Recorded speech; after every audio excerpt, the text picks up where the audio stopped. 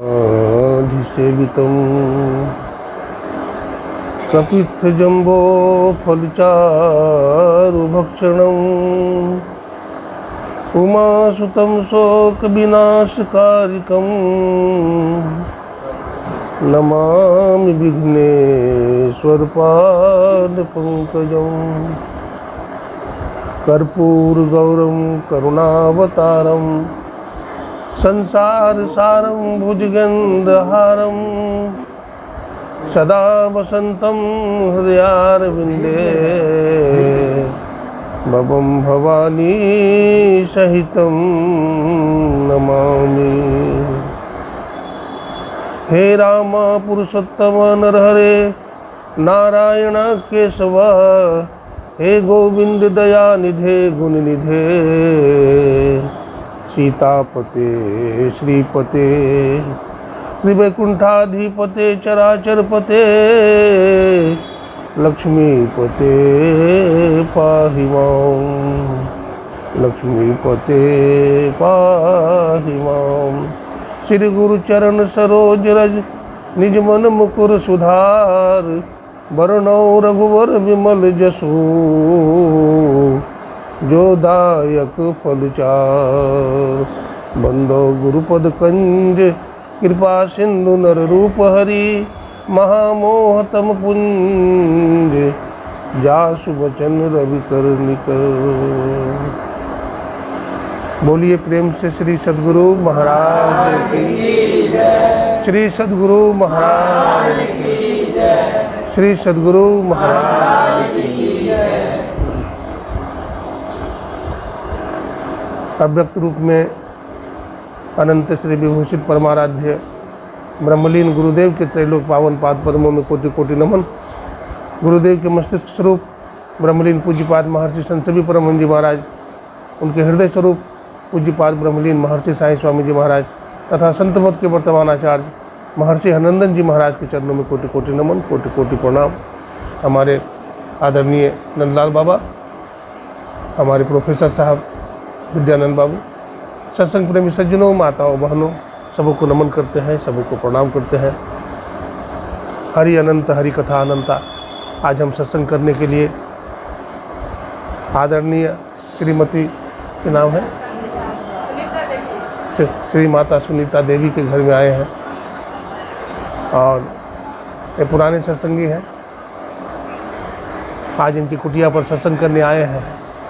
गुरु महाराज की असीम कृपा है।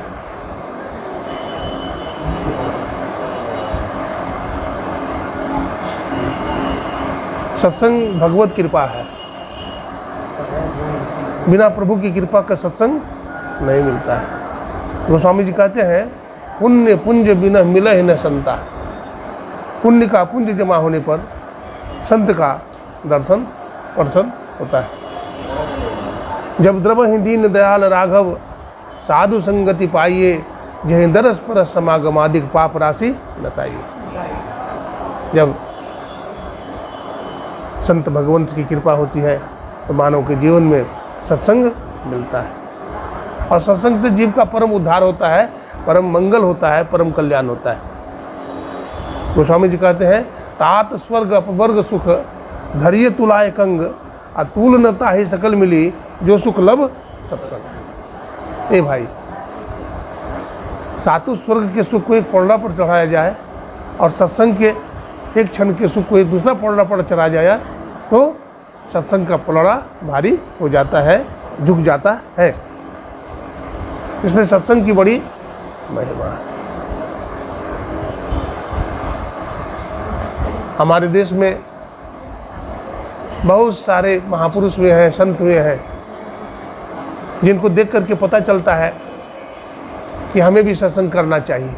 नहीं, अगर हमारे माता पिता सत्संगी हैं, दादा दादी सत्संगी हैं, हाँ, तो देख करके क्या पता लगता है कि सत्संग कोई अच्छा कर्म होगा, ध्यान भजन कुछ अच्छा कर्म होगा, तो सत्संग ध्यान हमको भी करना चाहिए। तो हम लोग भी उसमें लगते हैं। अपने देश में प्राचीन काल से सत्संग और ईश्वर भक्ति होता रहा है, ईश्वर भजन चलता रहा है। हम आपको उदाहरण देंगे। कौन ईश्वर भजन करते थे, ईश्वर की भक्ति कौन करते थे? आपने नाम सुना होगा, बाबा गोरखनाथ जी महाराज। आप अगर गुरु महाराज की महत्वपूर्ण पुस्तक का नाम क्या है? सत्संग योग। गुरु महाराज की महत्वपूर्ण पुस्तक है सत्संग योग। अगर सत्संग योग पढ़ेंगे तो गुरु महाराज ने उसका 4 भाग किया है। पहला भाग में क्या है? वेद मंत्र, उपनिषद वाणी है, गीता के कुछ श्लोक है, तो हमें वो मिलेगा। दूसरे भाग पढ़ेंगे, बैठिए, बैठ जाइए।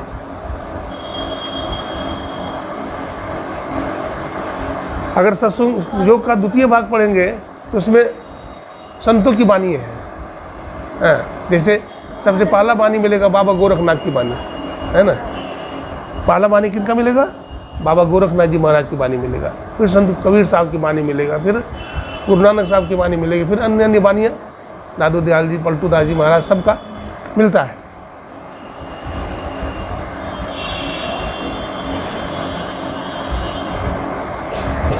बाबा गोरखनाथ के संबंध में एक मैं कहानी सुनाता हूँ, आप लोग को ध्यान से सुनिए, है ना। बतलाते हैं बाबा गोरखनाथ भगवान शंकर के अवतार थे। और उनके गुरु का नाम बता सकते हैं? बाबा गोरखनाथ के गुरु का क्या नाम था, बताइए तो। हाँ, मचंद्र नाथ जानती है, संतोष बहन जानती है, क्या नाम है? बाबा मचंद्र नाथ। बाबा गोरखनाथ जी के गुरु बाबा मचंद्र नाथ बड़े सिद्ध थे। आप गोरखपुर कभी गए हैं? गोरखपुर गए हैं कभी? नहीं। मैं गया था गोरखपुर। गोरखपुर में बाबा गोरखनाथ का बहुत बड़ा मंदिर बना हुआ है, और शंकर भगवान का भी है वहाँ पर बना हुआ शिवालय। और गोरखनाथ संप्रदाय में 9 नाथ हुए हैं। कितने नाथ? जैसे गोरखनाथ, मचंद्र नाथ आदि आदि नाथ 9 हुए हैं, और सिद्ध हुए हैं 84 सिद्ध हुए हैं। तो वहाँ जब मैं गया तो दर्शन किया, तो वहाँ के महंत जी जो थे बहुत बूढ़े थे। आज से 15 साल पहले की बात है। तो महंत जी को प्रणाम करने के लिए मैं गया, प्रणाम किया। तो हमको बैठाए स्वामी जी, बोले महाराज जी आप कहाँ से आए? मैंने कहा हरिद्वार से आया हूँ। तो स्वामी जी प्रसाद ग्रहण करके जाइएगा, विश्राम करके जाइएगा। मैंने स्वीकार कर लिया, संत का आग्रह था, उनका प्रेम था, उन्हें रहा। उसके बाद में फिर दर्शन करने के लिए गया। तो मैं पूछा ये मंदिर कितना पुराना है? तो बोले बहुत पुराना है, बहुत पुराने समय से है। तो मैंने कहा इसकी विशेषता क्या है? तो उन्होंने कहा कि इसकी विशेषता यही है कि 12 बजे रात में एक बार घंटी बजती है। तो घंटी कौन बजाता है तो ये मालूम नहीं है, लेकिन 12 बजे रात में एक बार अपने आप घंटी बजती है। तो पता चला कि बाबा गोरखनाथ जी महाराज आते हैं और पूजा पाठ करके घंटी बजा करके फिर वहाँ से चले जाते हैं। चलिए, हरि अनंत, हरि कथा अनंता, जो भी हो। अरे अगर संत ऐसा करते हो तो कोई बड़ी बात थोड़े है। संत तो ऐसे संसार की रचना कर सकते हैं, क्या नहीं कर सकते संत? सबसे बड़े हैं संत दूजे नाम है, तीजे 10 अवतार तुम्हें प्रणाम है, ब्रह्मा विष्णु महेश सकल अवतार है, अरे हारे पलटू सबके ऊपर संत मुकुट सिर ताज है। तो सबके ऊपर ही संत है, तो फिर घंटी बजा देना कोई बड़ी बात नहीं है। देखिए बाबा गोरखनाथ जी महाराज के संबंध में एक मैं कहानी कहता हूँ, ध्यान से सुनिए। बाबा गोरखनाथ जी महाराज जब सिद्ध हो गए जंगल में साधना करते करते, तो उनका नियम था भिक्षाटन। साधु सन्यासी का भिक्षाटन होता। भिक्षाटन समझते हैं? जाकर के रोटी मांगाना। भूख लगती थी तो कमंडल लेकर के भिक्षा मांगते थे गांव में जाकर। तो गोरखनाथ जी महाराज बड़े सदाचारी महात्मा थे। उन्होंने सोचा कि भिक्षा ऐसे घर से लेंगे जो बहुत गरीब हो और जिसकी मेहनत की कमाई का अन्न हो। तो ऐसा घर कहाँ मिले? सर्दी का समय था, गोरखनाथ जी के हाथ में कमंडल है और मस्ती में भजन करते हुए जा रहे हैं। तो बड़े बड़े बिल्डिंग है, उस घर में नहीं गए। एक ऐसा घर में गए जो मिट्टी का घर है, छावनी है, फूस की छावनी है, और वो भी एक दीवार टूटा हुआ है, दीवार एक टूटा हुआ है और छप्पर नीचे झुक गया है, ऐसे हो गया। और उसी घर में एक बूढ़ी माता और एक उनकी पोती थी, पोती, दोनों ठंड में एक चादर ओढ़े बैठे हुए हैं।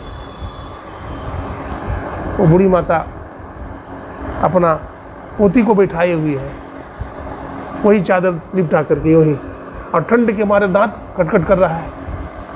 बाबा गोरखनाथ ने सोचा इसी घर में भिक्षा लेंगे, इसी घर में भिक्षा मांगूंगा। बाबा गोरखनाथ ने अलग जगाया, भिक्षाम देही। जब कहा तो एक बार में तो बूढ़ी माता नहीं सुनी, फिर दोबारा बोला भिक्षाम देही। जब 2 बार बोला तो बूढ़ी माता आवाज़ सुन ली, पहचान भी ली कि लगता है कोई बाबा है। तो बूढ़ी माता के घर में तो कुछ नहीं है। देखिए, बूढ़ी माता के घर में भूकंप आ गया था, सब बेटा भी मर गया, बहू भी चली गई, एक पोती रह गई थी। अब बेचारा झाड़ू पोछा करके किसी तरह से अपना गुजारा करती है। उसके पास एक सिलाई की मशीन है। क्या है बूढ़ी माता के पास? क्या है? कपड़ा सीती है ना आप लोग, ऐसा मशीन है। तो उससे 1-2 कपड़ा सी लेती है और उसी से गुजर बसर चलता है, रोटी पानी। कई दिन हो जाता है, थोड़ा सा कपड़ा सी लेती, कुछ पैसा हो जाता है, अनाज पानी ले आती। अब बूढ़ी माता कई दिन से खुद भूखी पड़ी है।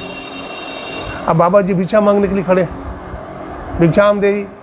अब बूढ़ी माता सोचती है कि क्या खिलावें बाबा को, श्रद्धा तो बहुत है लेकिन है तो कुछ नहीं। बूढ़ी माता फिर भी खड़ी हो जाती है, शिष्टाचार है, वो खड़ी हो जाती है और सोचती है कि चलो हमारे घर में रोटी नहीं है, फल नहीं है, तो कम से कम, पुराना ज़माना था, मिट्टी का कुल्हड़ था, बोला पानी तो है, पानी से महात्मा की सेवा करें। तो पानी भर लेती है। अब पानी भर करके मन में याद आता है कि क्या खिलावें, कुछ तो है नहीं। तो याद आ गया आंवले का अचार था, बोला चलो आंवला के अचार से सेवा कर देंगे। दोना, एक पत्ता का दोना बना लेती है और उसी पर आंवला का एक अचार रख करके बाबा गोरखनाथ के पास हाजिर हो जाती है। लीजिए स्वामी जी, ग्रहण कीजिए। बाबा गोरखनाथ ने बड़ा गौर से देखा आंवला को और गोरखनाथ जी उसको खा लिए, एक कुल्हड़ पानी पी लिया। पानी पीने के बाद कहते ठीक है माता, कुछ मांग लो हमसे। बाबा गोरखनाथ ने सोचा कि कुछ मांग लेगी तो अच्छा होगा, हाँ, अगर कुछ नहीं मांगेगी तो हमारे माथा पर कर्जा हो जाएगा। इस कर्जा को चुकाने के लिए धरती पर फिर माँ के गर्भ में आना पड़ेगा। इसलिए बोलते हैं मैया कुछ मांग ले हमसे। तो माता जी बोलती है नहीं बाबा, आपके आशीर्वाद से सब कुछ हमको है। हाँ। बाबा गोरखनाथ कहते मैया कुछ मांग ले, आई बोलते नहीं बाबा, आपके आशीर्वाद से हमको तो सब कुछ है ही है, क्या मांगे। संत कबीर साहब कहते हैं क्या मांगू कुछ स्थिर न रहा। हे प्रभु, आपसे हम क्या मांगे, कुछ भी स्थिर तो दुनिया में नहीं है, आप दे भी देंगे तो नष्ट हो जाएगा। बड़ा संतोषी बुढ़िया माता थी। गोधन, गजधन, बाजीधन और रतन धन खान, जब आवे संतोष धन, सब धन धूलि समान। जब संतोष धन आ जाता है, संतोष रूपी धन, तो सब धन धूलि के समान हो जाता है। नहीं तो हाय हाय करते रहो, कुछ भी हो जाए हाय हाय करते रहो, हाय हाय खत्म होने वाला नहीं है। अब गोरखनाथ जी महाराज कहते हैं हम तुम्हें कुछ देना ही चाहते हैं, और बोलते हैं हमें कुछ नहीं चाहिए। देखिए दोनों का झगड़ा है। अंत में गोरखनाथ जी कहते हैं ठीक है मैया, तू कुछ नहीं मांगती है, अगर तुमको नहीं कुछ दूंगा तो हमारे माथा पर कर्ज हो जाएगा।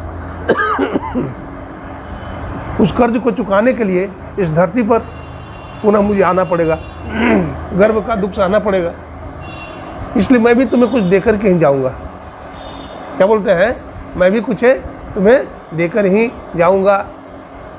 तो बाबा गोरखनाथ जी महाराज बड़बड़ाते हुए चले गए। बुढ़िया माता सुनी भी नहीं, लेकिन इतना गोरखनाथ जी बोले कि माता जी जो काम तू सुबह में शुरू करोगी वो काम शाम तक चलेगा। क्या जो काम तुम सुबह में करोगी वो काम शाम तक चलता रहेगा। अब बुढ़िया माता तो पूरी सुनी भी नहीं, बाबा क्या बड़बड़ाते हुए चला गया। बाबा जी चले गए। और रोज़ कौन किसके घर में जाता है? आया मौज फकीर की, हैं? अब आगे नहीं कहूँगा। आया मौज फकीर की, रमते राम। बाबा जी रमते राम चले गए। और इधर क्या हुआ, तो बूढ़ी माता का नाम था लीलाबाई। क्या नाम था? लीलाबाई। उसकी सहेली का नाम है शीलाबाई। क्या नाम है? शीलाबाई। अगल बगल में घर है। बुढ़िया माई की तो झोपड़ी है और शीलाबाई का बहुत बड़ा कारखाना है। 7 मंजिला मकान है शीलाबाई की। बहुत धनवान है, बहुत धनाढ्य है। अब इधर क्या होता है, बूढ़ी माता लीलाबाई सो करके उठती थी तो थोड़ा भजन करती थी और झाड़ू लगाती थी अपना आंगन में। आज पता नहीं क्या मन में हुआ, साधु का आशीर्वाद लगना था तो झाड़ू नहीं पकड़ती है, सिलाई का जो कपड़ा है कपड़ा पर हाथ लगाती है। और जब ही कपड़ा पर हाथ लगाती है ऊपर से कपड़ा की वर्षा होने लगती है और शाम तक, सुबह से शाम तक कपड़ा बरसते रहता है। बताइए, शाम तक कपड़ा की वर्षा होगी तो क्या होगा? कपड़ा का ढेर लग गया। सुबह का समय था, शीलाबाई छत पर घूम रही थी तो क्या देखती है, लीलाबाई के घर में कपड़े का भंडार खड़ा हो गया।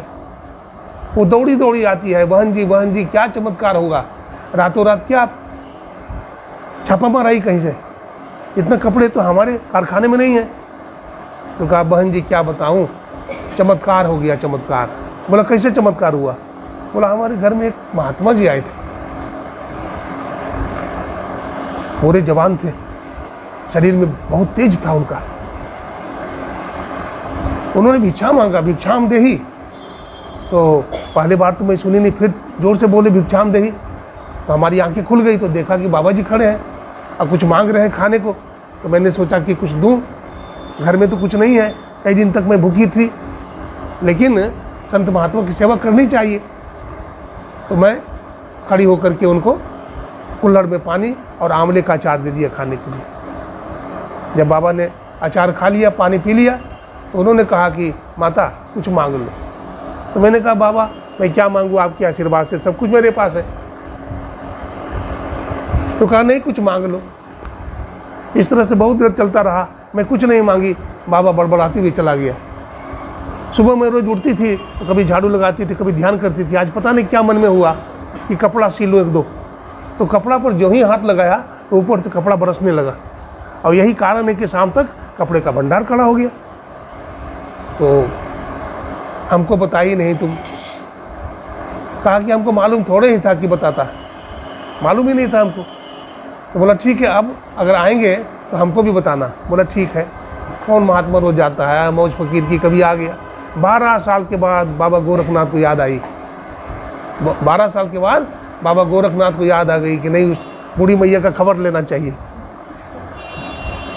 फिर आगे रमते रमते भिक्षाम देही करते करते फिर आगे बाबा गोरखनाथ। अब वो बुढ़िया थोड़े है, अब तो 7 मंजिला मकान बना हुआ है, नौकर चाकर सब लगा हुआ है, बुढ़िया छत पर घूम रही है। बाबा गोरखनाथ जो फिर भिक्षाम देही कहा तो बुढ़िया माता पहचान गई, दौड़ी दौड़ी आ गई। वही बाबा फिर आ गया। फिर आती है, बाबा राम राम, बाबा राम राम। अच्छा माता जी ठीक हो? बस आपका आशीर्वाद है बाबा, हमें तो खाने को रोटी नहीं मिलता था, रहने का घर नहीं था, आपने कमाल कर दिया। आप ऐसा आशीर्वाद देकर गए, आपकी कृपा से ही ये कोठी बनी हुई है, इतना धन दौलत है, किसी चीज़ की कमी बाबा नहीं है। देखिए, साधु महात्मा हमें वो वस्तु प्रदान करते हैं जिससे हमारा कल्याण हो। ठीक है ना? बुढ़िया माई को कोई नहीं था, अनाथ थी बुढ़िया, बेटा मर गया, बहू चली गई, हैं, पोता भी मर गया था, एक पोती बच गई थी। अब बाबा गोरखनाथ से कहती है माता जी, महाराज कुछ भिक्षा ले लो।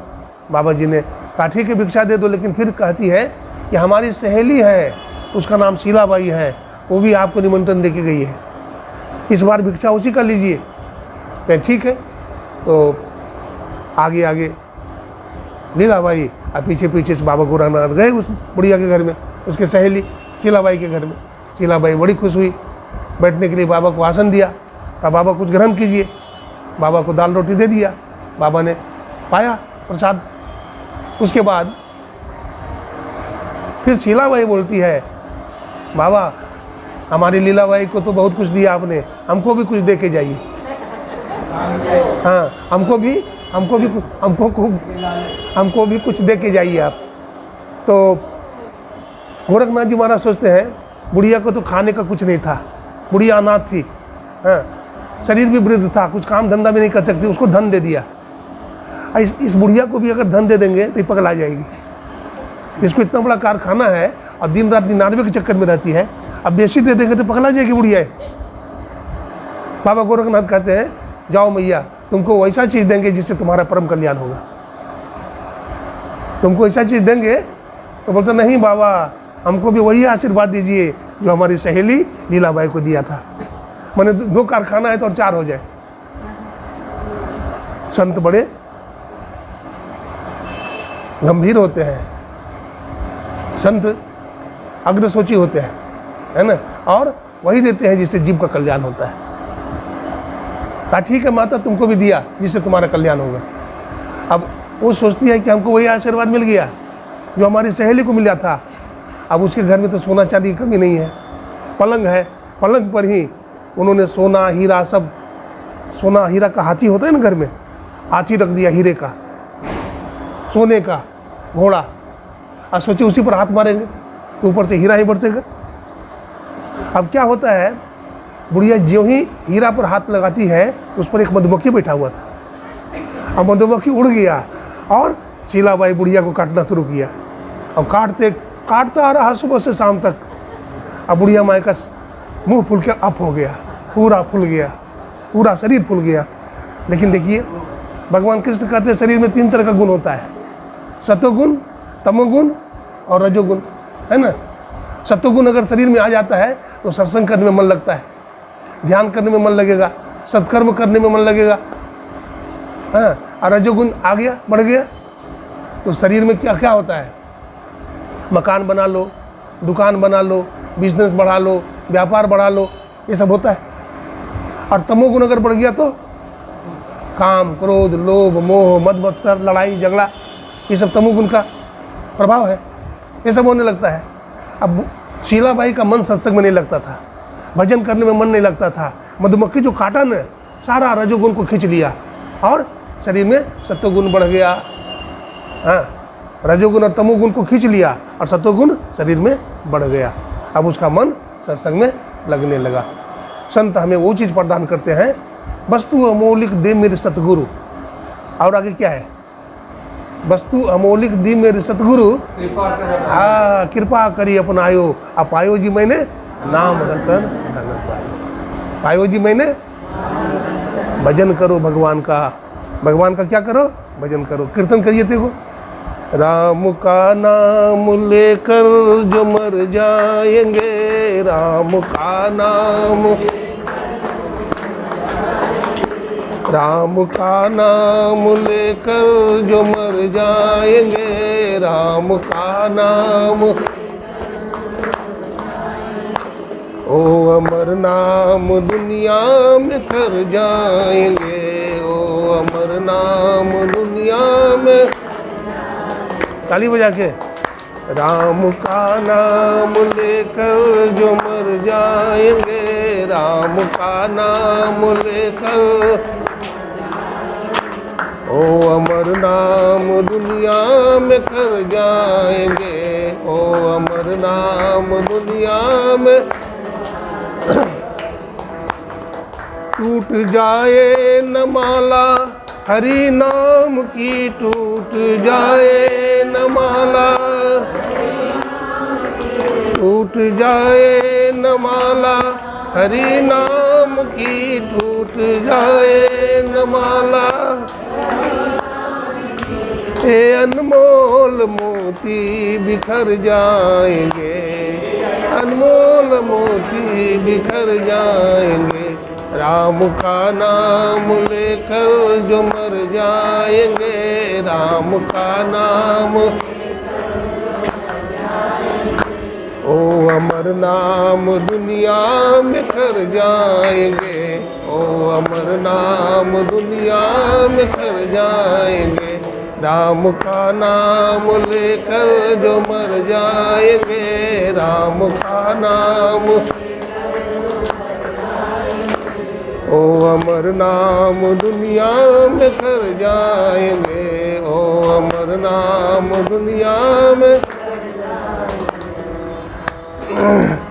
ते न पूछो कि मरकर किधर जाएंगे, न पूछो कि मरकर, ए न पूछो कि मरकर किधर जाएंगे, न पूछो, ओ जिधर भेज देंगे उधर जाएंगे, ओ जिधर भेज देंगे उधर जाएंगे, राम का नाम लेकर जो मर जाएंगे, राम का नाम, ओ अमर नाम दुनिया में कर जाएंगे, ओ अमर नाम दुनिया में, ओ अमर नाम दुनिया में कर जा। बात मानो न मानो खुशी आपकी, बात मानो न मानो, बात मानो न मानो खुशी आपकी, बात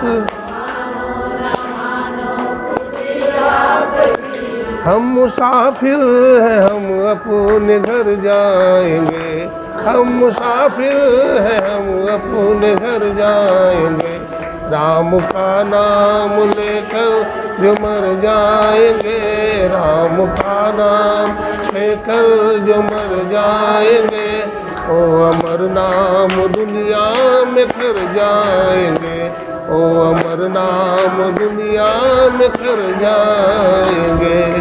बोलिए प्रेम से श्री सद्गुरु महाराज।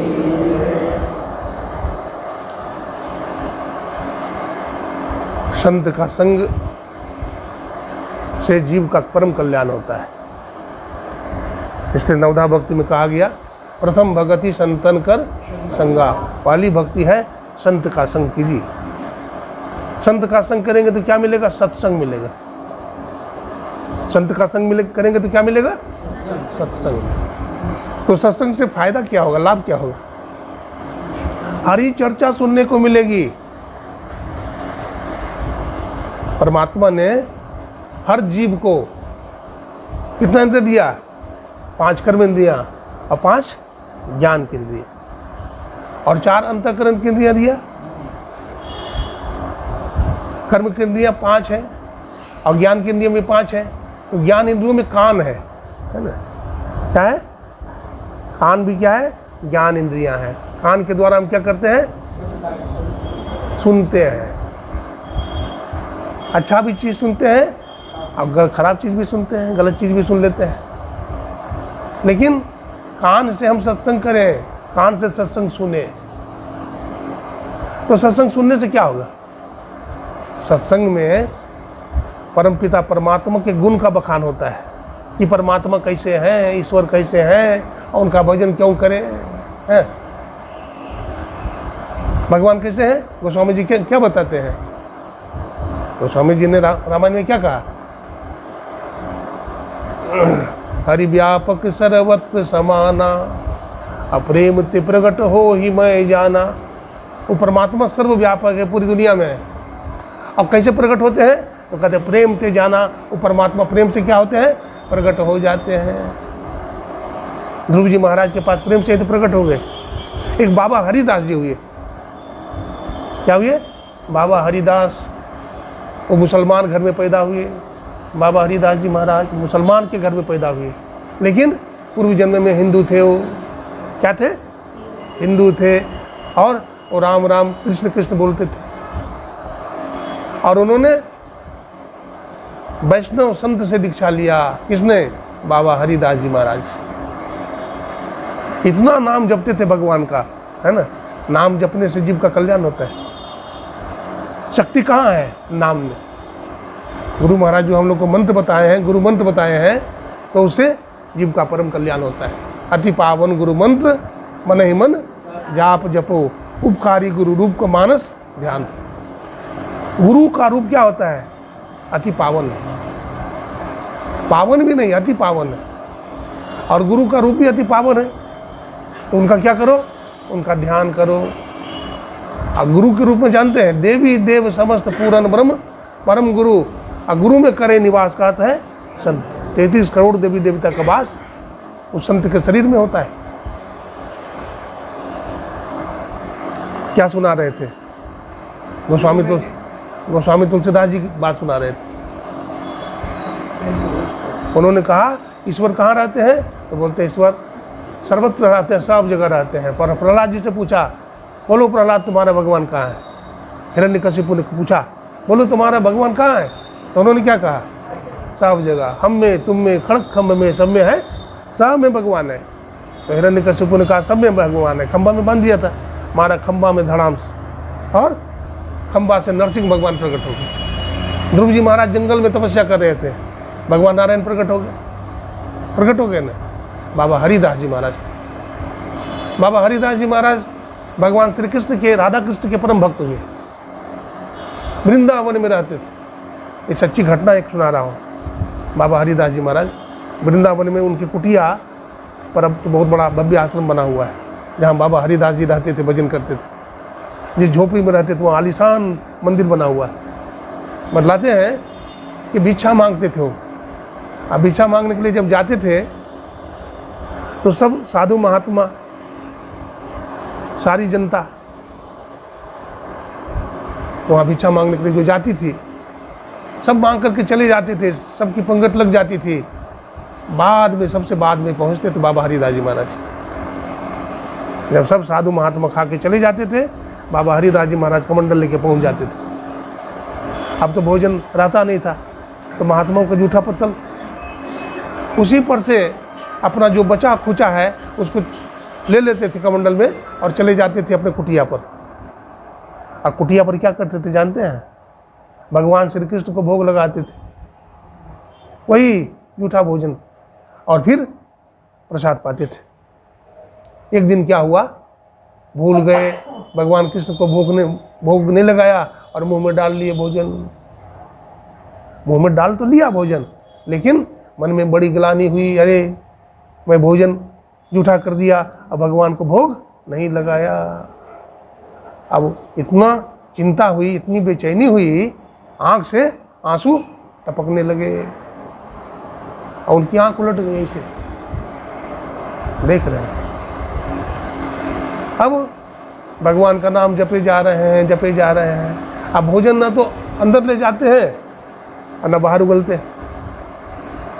अगर भोजन एक मन में आता है कि चलो मुंह में डाल लिया, जूठा हो गया तो कोई बात नहीं, उगल देते हैं। अब भगवान, अब ये तो अंदर गया नहीं तो जूठा तो हुआ नहीं, फिर भगवान को भोग लगा देंगे, फिर प्रसाद पाएंगे। लेकिन मन में सोचते हैं कि संतों का प्रसाद का अपमान हो जाएगा। अगर भोजन उगल देते हैं तो संतों का प्रसाद का अपमान होता है। अब भोजन निगल जाते हैं तो भगवान कृष्ण को भोग नहीं लगा। नहीं, चुचुंदर को देखे हैं? चुचुंदर को अगर सांप निगल जाएगा तो क्या होगा? हाँ, चुचुंदर को अगर सांप निगल जाएगा तो क्या होगा? मर जाएगा। और उगल देगा तो अंधा हो जाएगा। निगल जाएगा तो मर जाएगा, उगल देगा तो अंधा हो जाएगा। अब बाबा हरिदास सोचते हैं अगर भोजन उगल देते हैं तो संत के प्रसाद का अपमान हो जाता है। अब भोजन अगर निगल जाते हैं तो भगवान को भोग नहीं लगता है।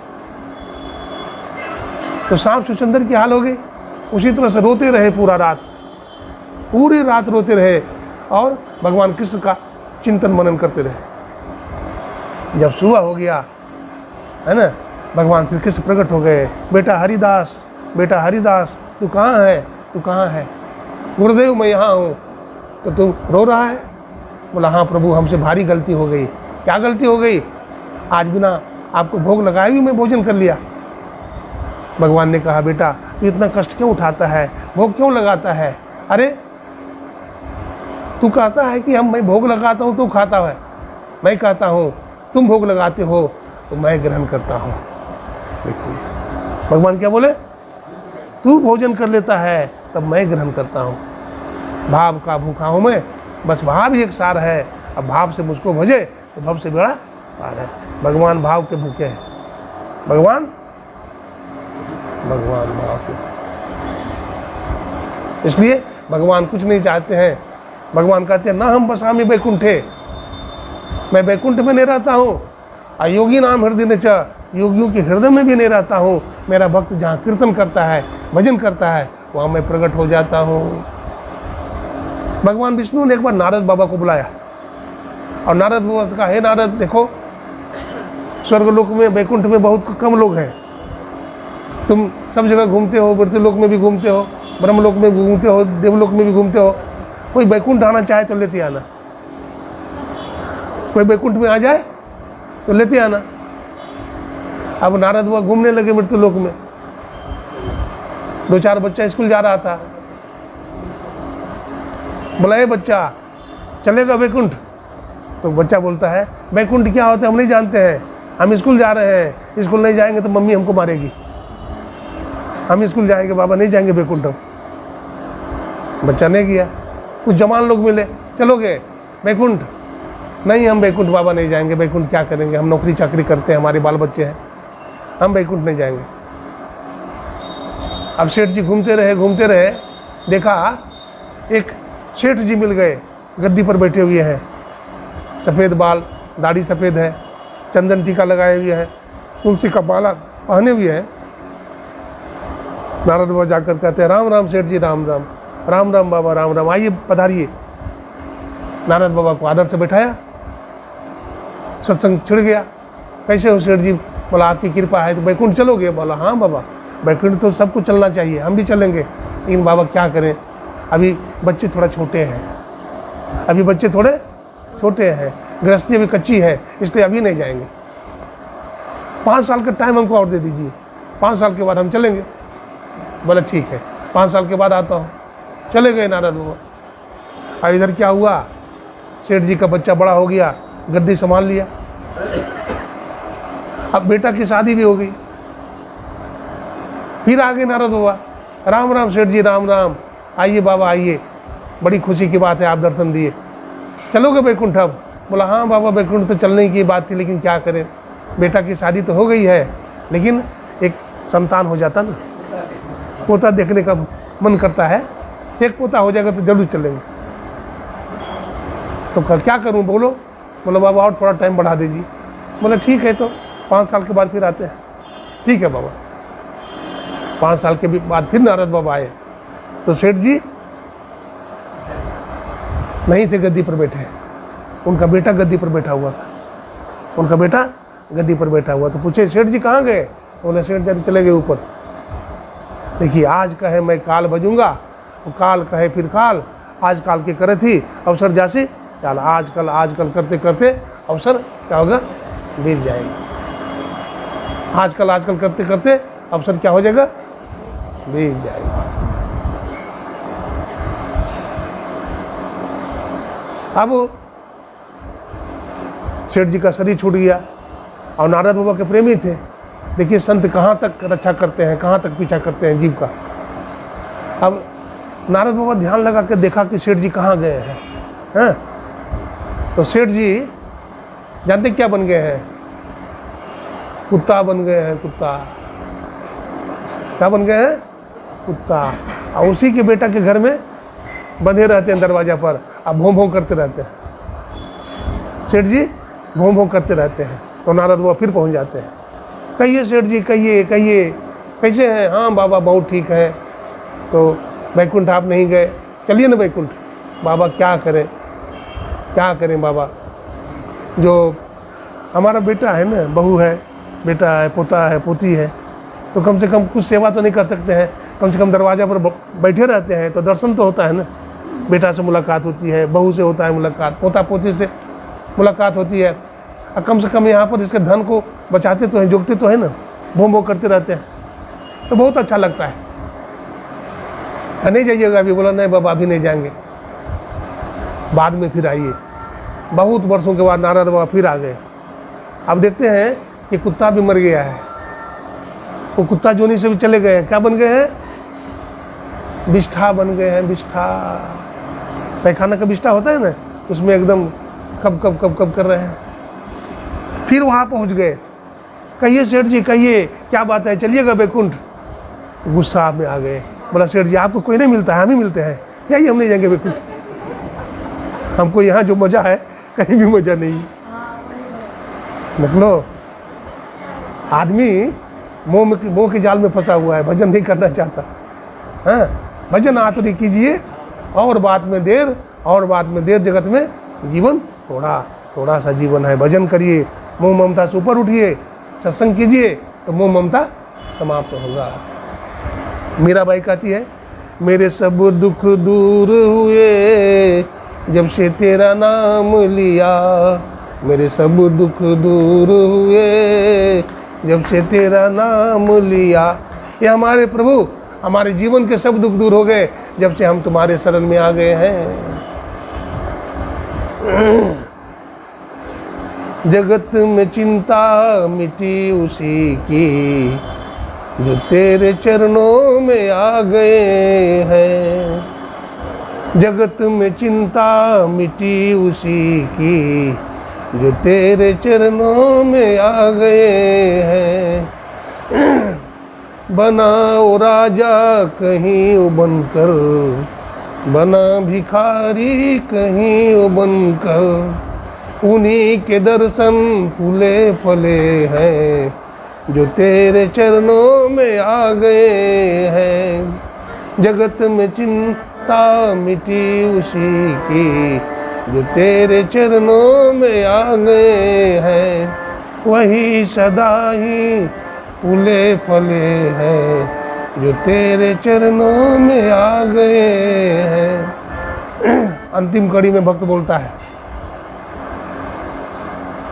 अब चलते चलते हम थक चुके हैं, तुम्हारे चरणों में आ गए हैं। हे प्रभु, अब चलते चलते दुनिया में हम थक चुके हैं। अब राजगीर कभी गए हैं? राजगिरी में भगवान बुद्ध का एक मंदिर है, उसको बोलते हैं शांति स्तूप। क्या बोलते हैं? शांति स्तूप। बहुत लोग गए भी होंगे। तो वहाँ पर भगवान की 4 मूर्ति है, 4 द्वार है उसमें, बहुत बड़ा मंदिर है। तो एक में भगवान बुद्ध ऐसे करके खड़े हैं, दोनों हाथ उठाए हुए हैं, एकदम खड़े हैं सीधे, और दोनों हाथ ऊपर है और आँख बंद है। तो उसमें भगवान बुद्ध की ऐसी मूर्ति क्यों है? भगवान बुद्ध क्या कर रहे हैं? भगवान बुद्ध कह रहे हैं, प्रभु, हे दुनिया के मालिक, अब मुझे ले चलो। छोटा बच्चा को देखे हैं?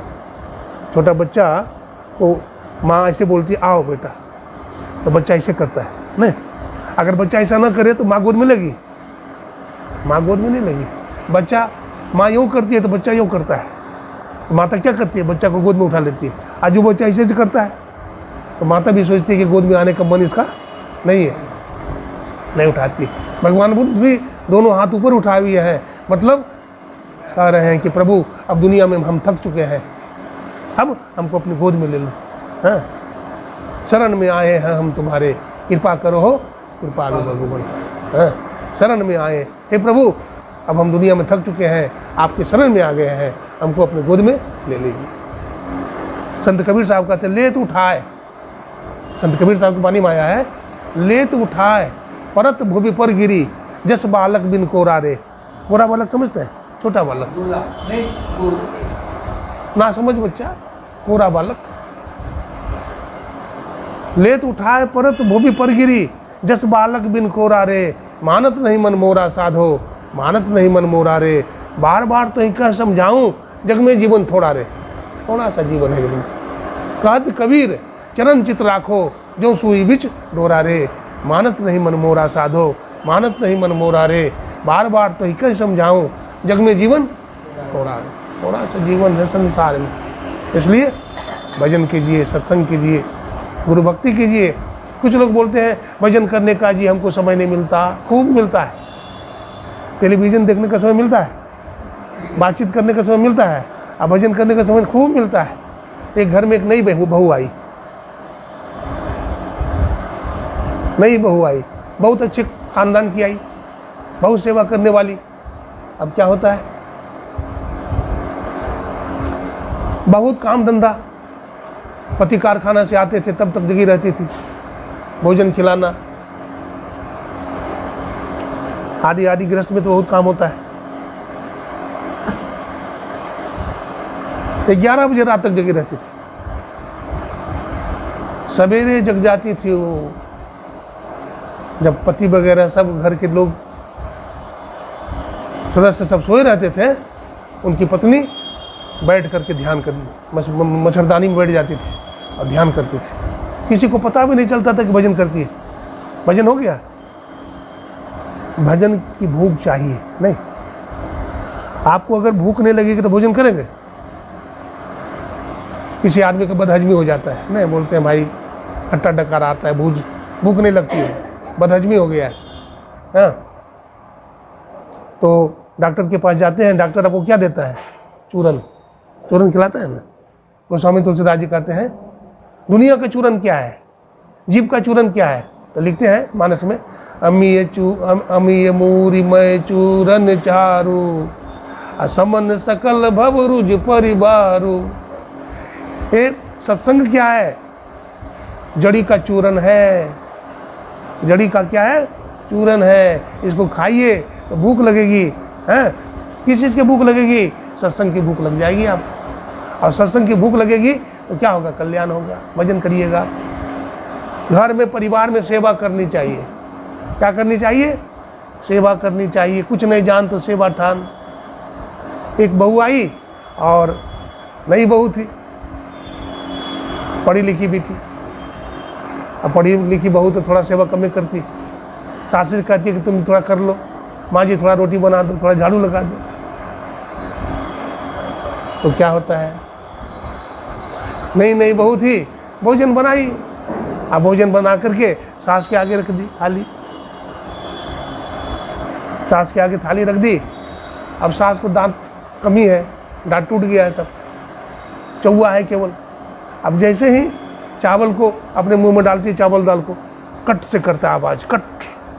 तो बुढ़िया को तो गुस्सा आया। बुढ़िया कहते पगली तो कैसे भोजन बनाती है? तुमको भगवान ने दो आँख दिया है, तुमको सोचता नहीं है? तो बहू को भी गुस्सा आ गया। बहू क्या बोलती है? हमको तो भगवान ने दो आँख दिया है, हमको तो भगवान ने दो आँख दिया है, आपको भी तो भगवान 32 दांत दिया है। आप कंकड़ को चबा जाती है तो क्या होता है? आप चबा जाते। अब देखिए कोई बात है, ईंट का जवाब बोलते हैं पत्थर से देना चाहिए? नहीं, बहू का कर्तव्य है सास की सेवा करो, ससुर की सेवा करो। नारी देखिए 2 धर्म को जोड़ता है, 2 कुल को। एक माता पिता तो वहाँ है नहीं, पहले का माता पिता, हाँ, नहरा का, और दूसरा पीहर का सास ससुर है ना। तो 2 माता हो गए और 2 पिता हो गए। दोनों को जोड़ती है, दोनों को संभालती है, दोनों की सेवा करो, दोनों को संभालो। नारी जो है देवी है साक्षात। जिस घर में नारी की पूजा नहीं होती है, नारी का आदर भाव नहीं होता है, उस घर से लक्ष्मी भाग जाती है। उस घर से लक्ष्मी भाग जाती है। इसलिए घर में नारी का अपमान नहीं होना चाहिए। नारी लक्ष्मी होती है ना। जिस घर में नारी नहीं हो तो लगता है कि श्मशान हो गया, है ना। इसलिए दोनों हाथ से रोटी बनती है। अपने पतियों की सेवा करो, पातिव्रत धर्म का पालन करो, और गुरु महाराज जो बताए हैं सत्संग नित और उद्यान नित रहिए कर संलग्न हो, व्यभिचार चोरी नशा हिंसा झूठ करना चाहिए। ये 5 पाप से अपने आप को बचाइए। रात में बैठिए। कितने भी संत महात्मा हुए हैं, चाहे कबीर साहब हो, चाहे गुरु नानक साहब हो, चाहे पलटू साहब हो, चाहे मीराबाई हो, चाहे सहजोबाई हो, सबने रात में ध्यान किया। रात अपनी है, रात में क्या करिए? ध्यान कीजिए। अरे हमारे बहुत सारे उदाहरण हैं। हमारे रुंगटा साहब हैं, ललित बाबू, हाँ, ललित बाबू की बहन यही है ना, बहन है। तो उनको तो बेटा नहीं होता था। गुरु महाराज से बहुत आरजू विनती किया कि हुजूर हमारा लड़का नहीं है। तो गुरु महाराज कहा कि अच्छा होगा, और वही ललित बाबू का जन्म हुआ। मन कितने बहन हैं ललित बाबू? कितने बहन हैं? 8 बहन है, अब भाई एक हुआ। तो गुरु की कृपा से सब काम बन जाएगा, सब काम बन जाएगा गुरु की कृपा से। हाँ, हमारे मास्टर साहब यहाँ हैं बैठे हुए, इनको पहले मास्टर साहब कहते थे, इनका नाम अब दीक्षा ले लिए, अब ये संन्यास ले लिए, अब इनका नाम हो गया स्वामी नंदलाल बाबा। स्वामी नंदलाल बाबा ये हमें पुराने जानकार हैं, ये हरिद्वार भी जाते हैं और घूमते रहते हैं, मगन रहते हैं। ये कमरा जो बनाए हैं कुप्पा घाट में, उसी कमरा में मैं रह करके गुरु महाराज पर पुस्तक लिखा, डिलीट है ना, उसमें आते थे। तो ये बहुत अच्छे महात्मा हैं, प्रचार भी करते हैं गुरु महाराज का, और जहाँ भी सत्संग होता है बेचारे चले आते हैं, उनको देखते हैं। जहाँ भी सत्संग होता है ये आते ज़रूर हैं, नियम से आ जाते हैं। तो अच्छा है, इसी तरह से सबको सत्संग करना चाहिए। सत्संग करने से सबका जीवन का कल्याण होता है। हमारे प्रोफेसर साहब हैं, देखिए ये हर जगह पहुँच जाते हैं। क्या नाम है, क्या नाम है, कृष्णदेव बाबू जायसवाल, ये भी देखिए इनको पता चला तो ये आने लगे। पंसलवा इनका घर है, अब पंसलवा तो सत्संगी का गढ़ है, पंसलवा भी मैं बहुत जाता हूँ।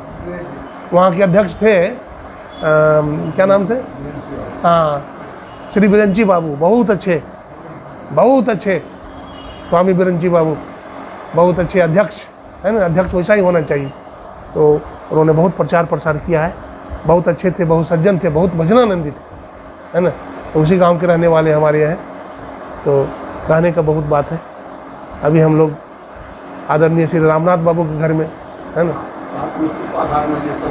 हाँ हाँ हाँ हाँ हाँ, बहुत अच्छे थे। अभी हम आदरणीय रामनाथ बाबू के यहाँ ठहरे हुए हैं।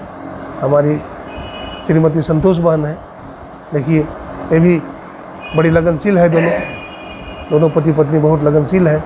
और अभी देखिए कितना दिन रोकते हैं, अभी नहीं क्या सत्संग चल रहा है। बोलिए प्रेम से श्री सद्गुरु। आज हम माता जी के घर में आए हैं, श्रीमती सुनीता देवी, इनके घर में आए हैं और सत्संग बहुत धूमधाम के साथ हुआ। हम गुरु महाराज प्रार्थना करते हैं इनके घर में इसी तरह से सत्संग होता रहे और संत महात्मा आते रहे, है ना, ज्ञान की गंगा बहती रहे। कितने सत्संगी भाई आए हैं, सबके लिए गुरु महाराज से मंगल कामना करते हैं। बोलिए प्रेम से श्री सद्गुरु महाराज की।